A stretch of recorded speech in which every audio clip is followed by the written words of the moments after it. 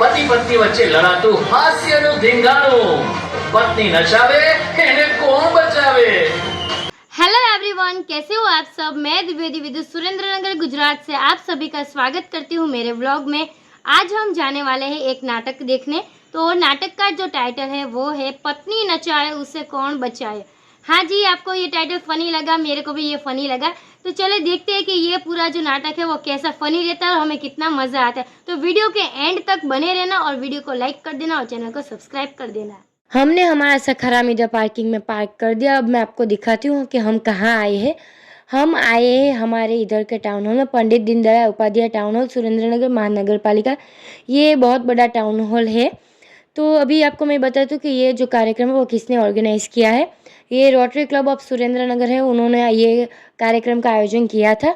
ये जो बोले ना तो है ना संस्था, वो 1955 से हमारे सुरेंद्रनगर में चल रही है और बहुत अलग अलग ऐसे प्रोग्राम्स ऑर्गेनाइज करती है। तो हम अभी जा रहे हैं हमारी सीट लेने। तो अभी हमने हमारी सीट ले ली है। अभी हमारा जो नाटक है वो शुरू नहीं हुआ है। अभी सब लोग आ रहे हैं, पब्लिक इकट्ठा हो रही है। शुरू हो जाएंगे, उसके बाद नाटक शुरू होगा। उसके बाद मैं आपको थोड़े थोड़े क्लिप्स इधर वीडियो में रख दूँगी, आप लोग देख लेना। तो मैंने सोचा कि चलो पब्लिक आती है तब तक मैं थोड़े फ़ोटोज़ और वीडियोस ले लूँ। तो मैंने थोड़े फ़ोटोज़ और वीडियोस भी ले लिए। तो अब मैं आपको इधर का हॉल दिखाती हूँ। ये है हमारा हॉल। ये पूरा हॉल एसी हॉल है और चेयर्स भी इतनी कंफर्टेबल वाली चेयर थी। स्पीकर्स भी अच्छी तरह अलग अलग जगह पे स्पीकर्स भी रखे थे। तो चलो देखते हैं।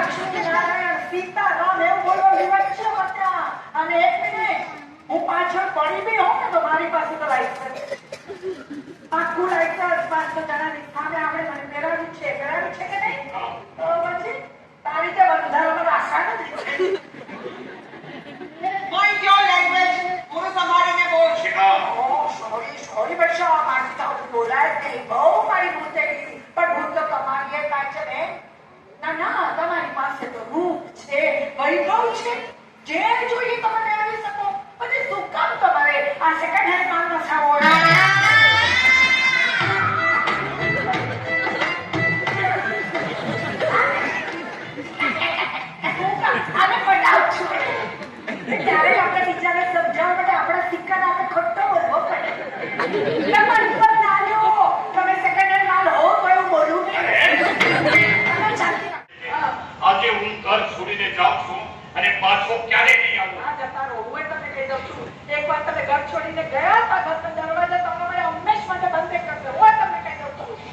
अभी इधर इंटरवल पड़ा था और इंटरवल में हम आ गए हैं रिफ्रेशमेंट्स लेने।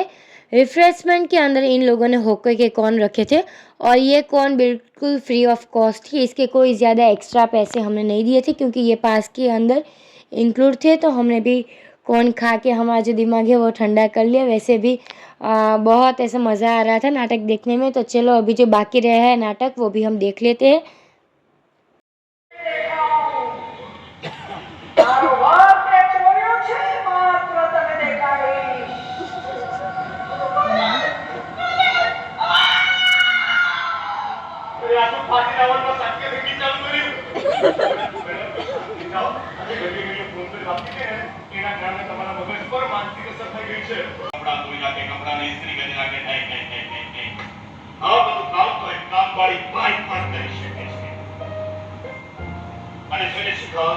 જીવનમાં રોમાન્સ જોઈએ, એડવેન્ચર જોઈએ, એક્સાઇટમેન્ટ જોઈએ, તમને કોઈ ચેલેન્જ કરે, જોખમ ઉપાડવા માટે ઇન્સ્પાયર કરે, કદમથી કદમ મિલાવી જિંદગીની રેસ જીતવા માટે વોટ લગાવી દે, આવી જીવન સાથી ચાંગતો હોય છે આ જીવન. આ બધું મને દીપિકામાં દેખાયું.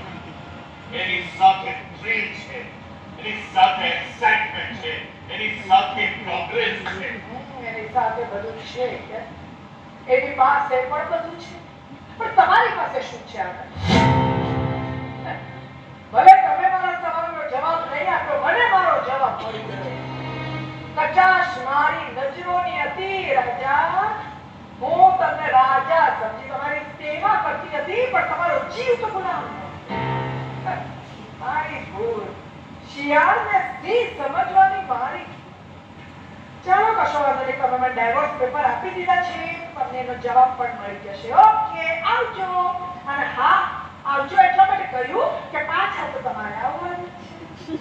પછી તમે ઇજ્જતથી આવો કે નાક રગડીને આવો એ સમય નક્કી કરશે. સમય નિશિકા નક્કી તો તારે કરવાનું છે કે રાજી ખુશીથી છૂટા થવું છે કે પછી કોર્ટ કચેરીના પગથિયા કસવા છે.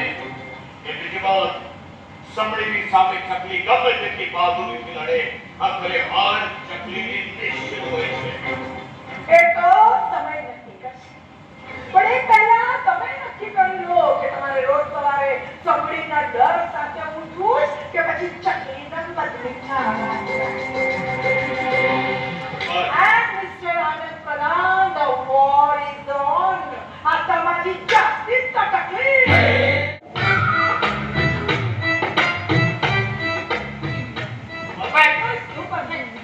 ફેશન શો માં આવા બધા કપડા પહેરે અને હવા નીચેથી આમથી તેમ રોજ મારા ઘૂંટણ પર કડા પડી ગયા. હું આ દેખ કે મને પેશાબ દેખાડે આ બધું. સુલે ભાવ બે જણ ને પૂછ્યા કરું છું. તમારા ટીમ પર 2 દિવસ પહેલા મેં તમારું નામ ફેશન શો માં લખાવ્યું છે.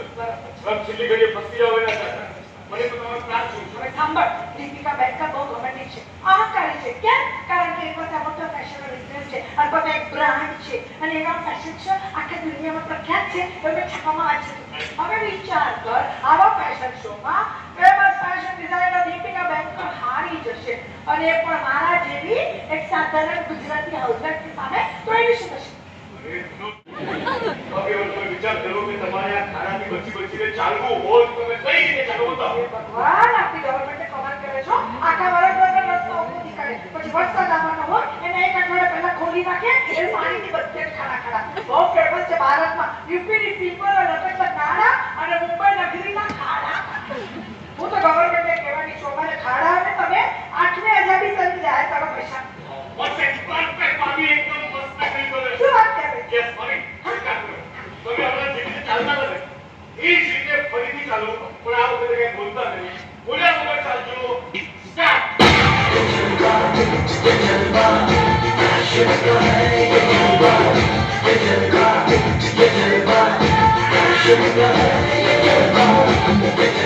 તમે બંને જણા એકબીજાની સાથે લો, મજા કરો, એન્જોય. ઓકે, ચાલો આવજો. વિદેશીકા અરે નથી મંજૂર મને તમારા ડિવોર્સ. આ તારા બાપ તે તારી સાથે રહેતી જા. What? Deepika, what are you talking?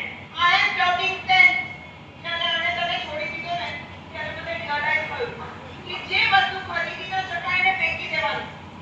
સમજો ને નહીતર બાવાના બંને બગડશે ને તો ક્યારે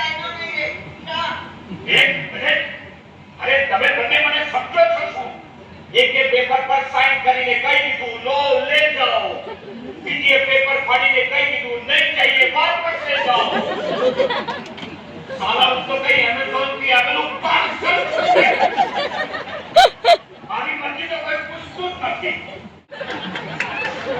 ભાઈ ગયો રણવીર દીપિકા લઈ ગયો તમારી ફર્સ્ટ ક્લાસની સીટ પણ ગઈ એટલે હવે તમે ઉપરો मेरा जीवन कोरा कोरा ही रह गया ક્યાં ચાલ્યા હવે તમે કટરીનાની પાછળ જશો હા અરે ક્યાંય નથી જવું બાપા ભૂલ થઈ ગઈ મારી માફ કરજે મને પણ સાચું શીખા અમે પુરુષો અમારા ઈગોને સંતોષવા માટે ઘરની દાળ ખીચડી છોડીને બહારનું ચાઇનીઝ ખાવા નીકળતા હોઈએ છીએ અને ખબર હોય છે કે આ બહારના ચાઇનીઝથી પેટ ખરાબ થવાનું જ છે અને એ પેટને સરખું કરવા માટે તો ઘરની દાળ ખીચડી જ જોઈએ એટલે હે મારી દાળ ખીચડી સ્વીકારીને તારા રોસ્ટેડ પાપડને તું કરું સ્વીકારી લઉં ભાઈ સ્વીકારવા જ પડશે મારા છૂટકો નથી અને હવે તો ભૂતની ચોટલી મારા હાથમાં આવી ગઈ છે આ એક લફડું એમને યાદ દેવડાવીને આખી જિંદગી નચાવી અને પત્નીઓ તમને કહી દઉં છું ઢીલ આપો જેટલી ઢીલ આપો પટ્ટો છોડતા નહીં અને પતિઓ તમને કહી દઉં છું પંગો લો જેની સાથે લેવો બિંદાસ પંગો લો કોઈ દિવસ બૈરી જોડે પંગો ના લેતા કારણ કે પત્ની નચાવે એને કોઈ કોઈ કોઈ ન બચાવે. इसी के साथ ये नाटक इधर ख़त्म होता है। तो आप सबको ये नाटक कैसा लगा मेरे को कमेंट करके बताना और ऐसे ही ज़बरदस्त वीडियो देखने के लिए मेरी चैनल को सब्सक्राइब कर देना, वीडियो को लाइक कर देना और शेयर करना अगर आपको अच्छा लगा। तो हम मिलेंगे हमारे न्यू व्लॉग में, तब तक के लिए बाय बाय, जय महादेव।